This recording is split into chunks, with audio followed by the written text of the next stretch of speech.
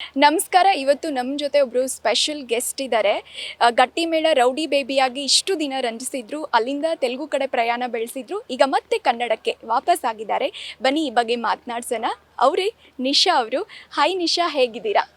Hi, ನಾನು ತುಂಬ ಚೆನ್ನಾಗಿದ್ದೀನಿ. ನೀವು ಹೇಗಿದ್ದೀರಾ? ನಾನು ತುಂಬ ಚೆನ್ನಾಗಿದ್ದೀನಿ. ಈ ಒಂದು ಕಮ್ಬ್ಯಾಕ್ ಹೇಗಿದೆ ಎಕ್ಸ್ಪೀರಿಯೆನ್ಸು? ತುಂಬ ವಾರ್ಮ್ತ್ ಸಿಗ್ತಾ ಇದೆ, ವೆಲ್ಕಮ್ ತುಂಬ ಚೆನ್ನಾಗಿ ಆಗ್ತಾ ಇದೆ. ಸೊ ಹೇಗಿದೆ ಎಕ್ಸ್ಪೀರಿಯೆನ್ಸ್? ತುಂಬ ಖುಷಿ ಆಗ್ತದೆ. ಮೊದಲನೇದಾಗಿ ನ್ಯೂಸ್ ಫಸ್ಟ್ ಒಂಥರ ನನಗೆ ಇದರಲ್ಲಿ ಮನೆ ಮನೆ ಮೀನಾಕ್ಷಿ ಅಂತ ಒಂದು ಶೋ ಮಾಡಿದ್ರು. ಅಲ್ಲಿ ಫಸ್ಟ್ ಎಪಿಸೋಡ್ಗೆ ಫಸ್ಟ್ ಗೆಸ್ಟಾಗಿ ನಾನೇ ಬಂದಿದ್ದು.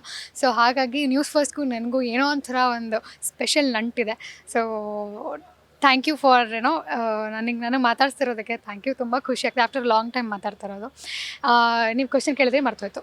ಓಕೆ, ಹೇಗನ್ಸ್ತಿದೆ ಅಂತ. ಇಲ್ಲ, ನನಗೆ ಅಷ್ಟೇ ಚೆನ್ನಾಗಿ ವೆಲ್ಕಮ್ ಮಾಡಿದ್ದಾರೆ. ನನ್ನ ಫ್ಯಾನ್ಸ್ ಆಗಿರ್ಬೋದು, ನನ್ನ ಚಾನಲ್ ಆಗಿರ್ಬೋದು. ನನ್ನ ಚಾನಲ್ ಅಂತ ಆಗಲೇ ನನ್ನ ಬಾಯಲ್ಲಿ ಬಂತು. ಝೀ ಕನ್ನಡ ನನ್ನ ಮನೆ, ಮೈ ಸೆಕೆಂಡ್ ಹೋಮ್.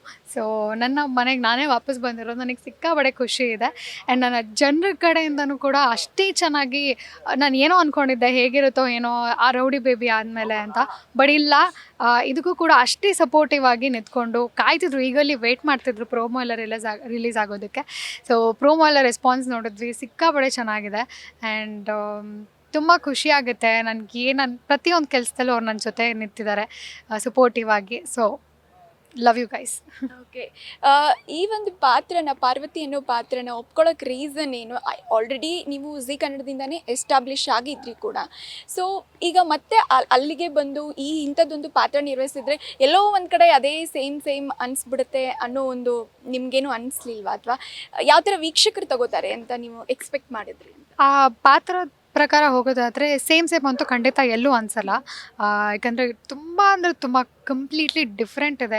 ರೌಡಿ ಬೇಬಿನೇ ಬೇರೆ ಥರ, ಇಲ್ಲಿ ಪಾರ್ವತಿ ಆಸ್ ಅ ಡಾಕ್ಟರ್, ಒಂದು ಮೆಚ್ಯೂರ್ಡ್ ವುಮನ್ ಹೇಗೆ ಯೋಚನೆ ಮಾಡ್ತಾಳೆ, ಹೇಗೆಲ್ಲ ಫೇಸ್ ಮಾಡ್ತಾಳೆ ಅನ್ನೋದೇ ಕಂಪ್ಲೀಟ್ ಸ್ಟೋರಿ ಆಗಿರೋದ್ರಿಂದ ಆ ಥರ ಸೇಮ್ ಅಂತ ಯಾವತ್ತೂ ಅನಿಸಲ್ಲ.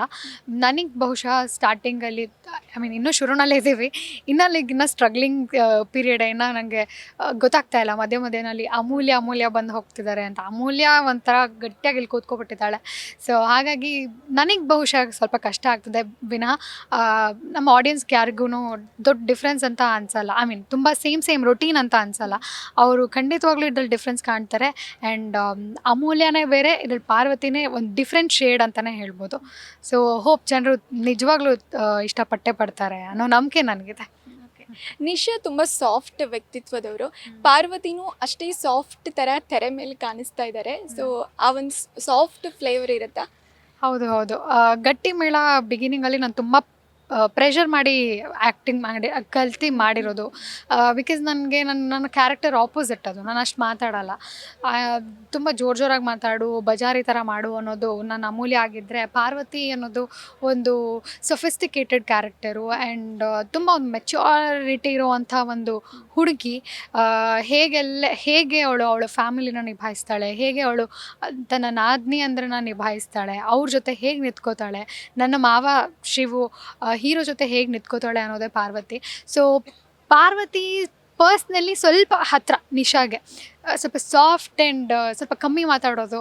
ಆ್ಯಂಡ್ ಯೋಚನೆ ಮಾಡೋದ್ರಲ್ಲಾಗಿರ್ಬೋದು, ಯೋಚನೆ ಮಾಡಿ ನಿರ್ಧಾರ ತಗೊಳ್ಳೋ ಒಂದು ರೀತಿನಲ್ಲಾಗಿರ್ಬೋದು, ಸ್ವಲ್ಪ ನನಗೆ ನಿಶಾಗೆ ಪಾರ್ವತಿಗೆ ಸ್ವಲ್ಪ ಹತ್ತಿರ ಅಂತ ಹೇಳ್ಬೋದು. ಓಕೆ, ಪಾರ್ವತಿ ಡಾಕ್ಟ್ರು ಯಾವ ಕಾಯಿಲೆಗೆ ಟ್ರೀಟ್ಮೆಂಟ್ ಕೊಡ್ತಾರೆ ಅಂತ? ಸದ್ಯಕ್ಕೆ ಎಲ್ಲ ಕಾಯಿಲೆಗೂ ಟ್ರೀಟ್ಮೆಂಟ್ ಕೊಡ್ತಾ ಇದ್ದೀನಿ ಅಂತ ನನಗೆ ಗೊತ್ತು. ಆ್ಯಂಡ್ ಸದ್ಯದಲ್ಲೇ ಕಾಯಿಲೆಗೂ ನಾನು ಟ್ರೀಟ್ಮೆಂಟ್ ಕೊಡ್ತೀನಿ ಅನ್ನೋದು ನನಗೆ ಗೊತ್ತಾಗ್ತಾ ಇದೆ. ಅಲ್ಲ, ನೀವು ಹಿಂಗೆ ಹೇಳ್ಬಿಟ್ರೆ ಕರ್ನಾಟಕದ ಹುಡುಗರೆಲ್ಲ ಬಂದ್ಬಿಟ್ಟು ನಿಮ್ಮ ಕ್ಲಿನಿಕ್ ಮುಂದೆ ಕ್ಯೂ ನಿಂತ್ಕೊಂಡ್ಬಿಡ್ತಾರೆ. ಇಲ್ಲ, ಹಂಗೆ ನಿಂತ್ರೆ ಇನ್ನೂ ಖುಷಿ ಆಗತ್ತೆ ನನಗೆ. ಸೊ ನಾನು ಈಗಲೇ ವೆಯ್ಟ್ ಮಾಡ್ತಿದ್ದೀನಿ. ನನ್ನ ಟೆಲಿಕಾಸ್ಟಿಗೆ ನನಗೆ ಎಷ್ಟು ಭಯ ಆಗ್ತಿದೆ ಅಂದರೆ, ಆ ಪ್ರೆಷರ್ ಚಾನಲ್ವರೆಗೂ ಇದೆ. ನನ್ನ ಅಮೂಲ್ಯ ಫಿಕ್ಸ್ ಆಗಿಬಿಟ್ಟಿದೆ ಅವ್ರ ತಲೆಯಲ್ಲಿ ಅಂತ. ಸೊ ಅದನ್ನೆಲ್ಲ ಹೇಗೆ ಆಚೆ ತರ್ತೀನಿ ಅನ್ನೋ ಪ್ರೆಷರ್ ನನಗಿದೆ. ಆ್ಯಂಡ್ ಜನರು ಹೇಗೆ ಅದನ್ನು ಆಕ್ಸೆಪ್ಟ್ ಮಾಡ್ತಾರೆ ಅಂತ ನಾನು ತುಂಬ ಕುತೂಹಲದಿಂದ ವೆಯ್ಟ್ ಮಾಡ್ತಾಯಿದ್ದೀನಿ. ಕಾದು ನೋಡಬೇಕು. ಈಗ ತೆಲುಗು ಮತ್ತು ಇದು ಎರಡು ಕನ್ನಡ ಪ್ರಾಜೆಕ್ಟ್ ಎರಡೂ ಒಟ್ಟೊಟ್ಟಿಗೆ ನಡೀತಾ ಇರೋದ್ರಿಂದ, ಸೊ ಅಲ್ಲೊಂದು ಡಿಫ್ರೆಂಟ್ ಶೇಡ್ ಇದೆ, ಇದು ಈಗ ಸ್ಟಾರ್ಟ್ ಆಗ್ತಾ ಇರೋದ್ರಿಂದ, ಸೊ ಹೇಗೆ ಮ್ಯಾನೇಜ್ ಮಾಡ್ತಾ ಇದ್ದೀರಿ? ಆ ಶೂಟಿಂಗ್ ಡೇಟ್ಸ್ ಎಲ್ಲ ಹೆಂಗಿರುತ್ತೆ ಮ್ಯಾನೇಜ್? ಶೂಟಿಂಗ್ ಡೇಟ್ಸ್ ಮ್ಯಾನೇಜ್ ಮಾಡೋಕ್ಕೆ ಸ್ವಲ್ಪ ಕಷ್ಟನೇ ಆಗ್ತಾಯಿದೆ. ಲೈಕ್ ಇವತ್ತು ಒಂದಿನಕ್ಕೆ ಬಂದಿದ್ದು, ಮತ್ತೆ ನಾನು ಇವತ್ತೇ ಹೊರಟೆ ಹೈದ್ರಾಬಾದ್ಗೆ.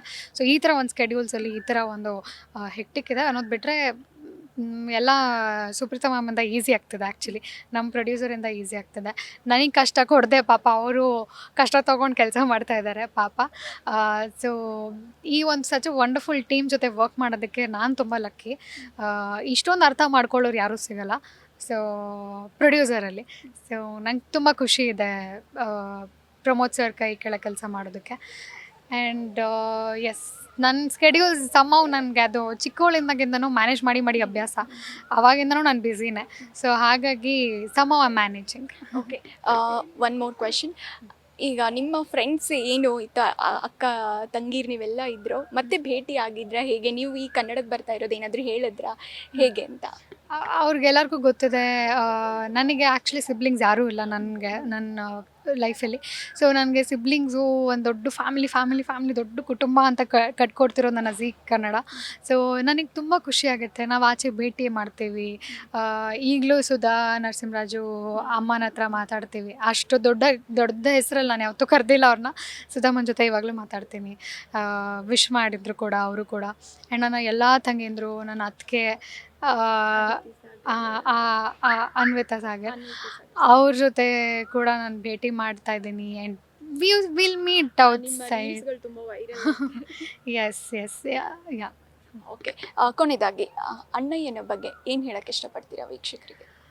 ಅಣ್ಣಯ್ಯ ಅನ್ನೋ ಸಬ್ಜೆಕ್ಟು ತುಂಬ ಕನೆಕ್ಟ್ ಆಗುತ್ತೆ ಆಡಿಯನ್ಸಿಗೆ. ಡೆಫಿನೆಟ್ಲಿ ಕನೆಕ್ಟ್ ಆಗುತ್ತೆ.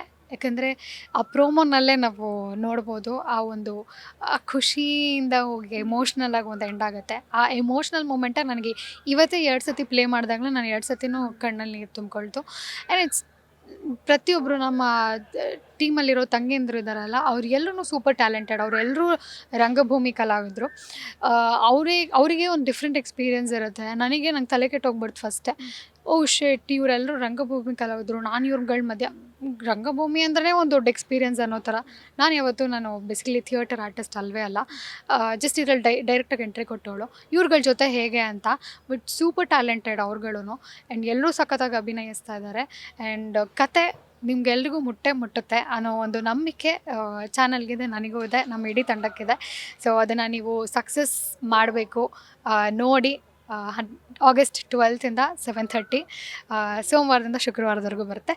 ಪ್ಲೀಸ್ ನೋಡಿ, ಸಪೋರ್ಟ್ ಮಾಡಿ ಅಂತ ಕೇಳಕ್ಕೆ ಇಷ್ಟಪಡ್ತೀನಿ. Thank you so much. ಒಳ್ಳೆಯದಾಗಲಿ. All the best. Thank you so much. Thank you.